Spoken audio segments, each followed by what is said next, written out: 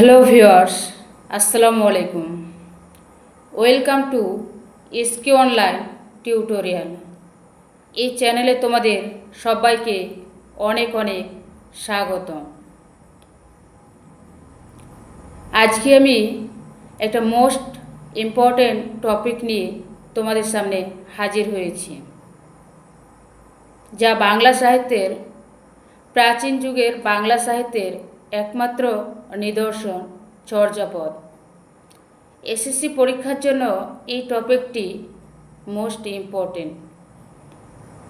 এই টপিক থেকে 2 থেকে 3টি প্রশ্ন প্রায়শই আসে। তো চলো শুরু করি আলোচনা। চর্যাপদ হলো বৌদ্ধ সহজিয়া সাধকদের সাধনার সঙ্গীত। চর্যাপদ আবিষ্কার করেন হরপ্রসাদ শাস্ত্রী মহাশয়। চর্যাপদের আবিষ্কার সাল 1907 খ্রিস্টাব্দ। তারই সম্পাদনায় 1916 সালে কলকাতার বঙ্গীয় সাহিত্য পরিষদ থেকে এই চর্যাপদ প্রকাশিত হয়।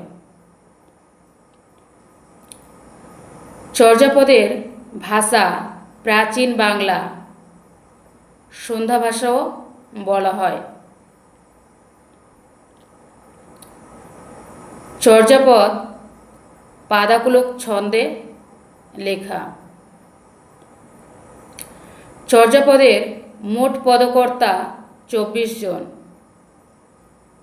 আদি পদকর্তা লুইপাদ, শ্রেষ্ঠ পদকর্তা কান্নপাদ। লুইপাদের 2টি পদ, কান্নপাদের 13টি পদ, মতান্তরে 12টি। চর্যাপদের মোট পদ 50টি, প্রাপ্ত পদ সংখ্যা 46.5টি। আর এই চর্যাপদের টিকাকার মণি দত্ত। টিকার নাম নির্মল গিরা টিকা। চর্যাপদের প্রকৃত নাম চর্যাচর্য বিনিশ্চয়। চর্যাপদের মতান্তরের নাম চর্যা গীতিকোষ বৃত্তি। এই চর্যাপদগুলি তালপাতায় লেখা। চর্যাপদের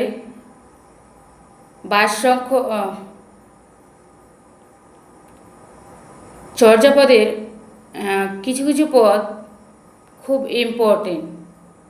তো চলো সে পদগুলো একটু জেনে নিই। প্রথম পদ, কা আ তরুবর পঞ্চমী ডালো চঞ্চল চিয়ে পৈঠ কালো। পদকর্তা লুইপাদ। 6 সংখ্যক পদ, কাহেরে ঘিনিমিলি অচ্ছুহ কিস। পদকর্তা ভূষুকুপদ। 8 সংখ্যক পদ, শোনে ভরতি করুণা নাবি। পদকর্তা কম্বলাম্বর পাদ।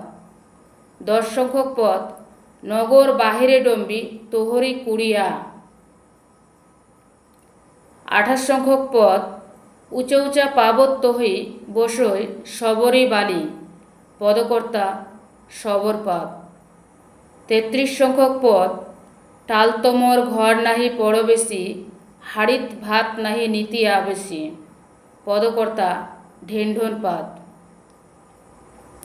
এছাড়াও আরও কয়েকটি প্রবাদ বাক্য রয়েছে, তার মধ্যে মোস্ট ইম্পর্টেন্ট 2টি। আপনা মাংসে হরিণা জগতের বৈরী।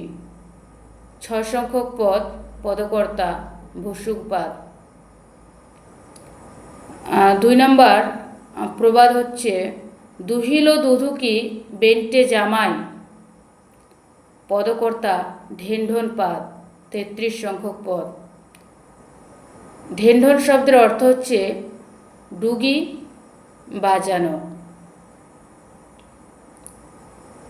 এই চর্যাপদ